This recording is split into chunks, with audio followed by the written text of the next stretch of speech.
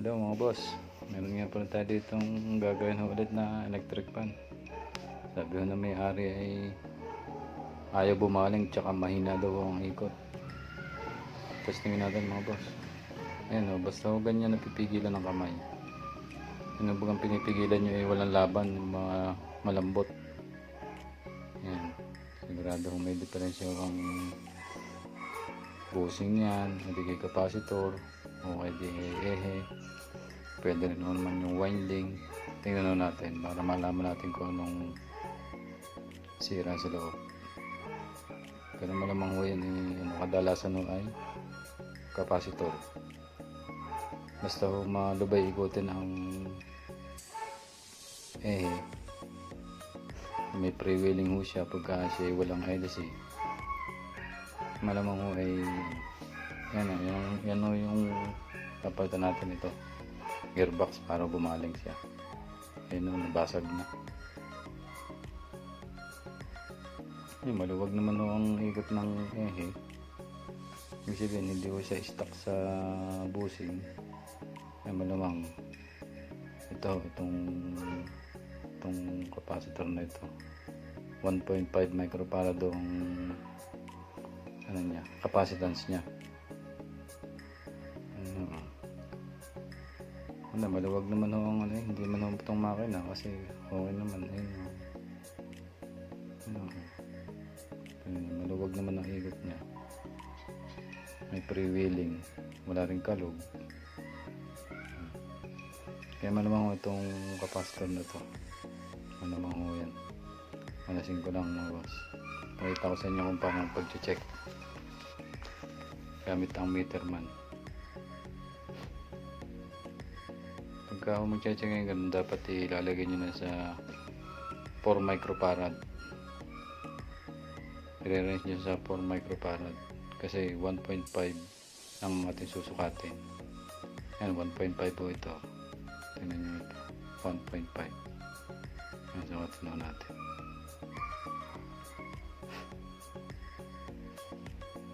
Wala na talaga mga boss. 0.8 na lang. 0.8 na lang. Hindi na talaga magkakahari ito.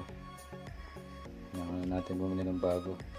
Papalitan natin ay yung gearbox at capacitor. Ang gasusuto dahil na ng mga higit na 100, mga gagasos natin dyan. Kaya niya yan mga boss. 0.798 lang. Ito mga boss, pampalit natin 1.5. Wala ho siyang wire pero alagyan na lang ho natin siya. May terminal naman siyang dalawa, ihihinang na lang natin doon. Yung 1.5 ho yan, 1.5 microfarad. Yung ating pinagpalitan ganun din, 1.5 microfarad, pero kung sinukat natin 0.8 na lang, kaya hindi na ho talaga siya iikot ng mabilis. Kulang na ho yung capacitance niya. Ito naman ang gearbox ito. Yan kasi nagpapabaling. Kung bibili tayo, lagi natin dadalhin na sample para sigurado tayo hindi magpabaling-baling. Yan, nagkaiba lang sila ng takip. Itim ang bago, puti yung luma, pero parehas lang ho sila. Kakabit ko lang ho para maya mga testing natin kung talagang piyong-piyo baga ang pagkakadali. Pagka magpakabit tayo ng capacitor, atin mo muna nilinisin yung terminal niya. Tatanggalin natin yung kulay puti na nakabalot para kumapit ang tingga. Kasi meron pong pakapitin pagka baka malusaw lang masira yung ating bagong bili. Sayang naman natin yung pera.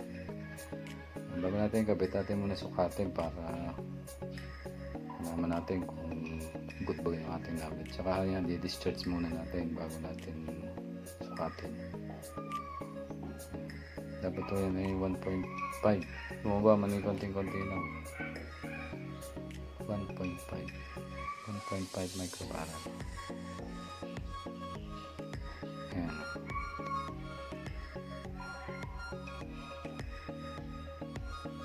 Ito ang ating nabili, okay. Walang ko lang ng 1.5 bro. Konti ng diferensya. Ulit ko lang hot para tinang testing ng tuloy-tuloy kung okay na ba talaga yung ating gawa. Kaya sigurado ko tsaka na yun okay na yan. Pihong-piho na ho yan. Sabi nga ng mga taga-Candelaria. Lalagyan nyo lang ako insulator yung ating hinilangan para hindi tayo mag-ground kung ating maawa ka na may hari yung magalit mga kuryente.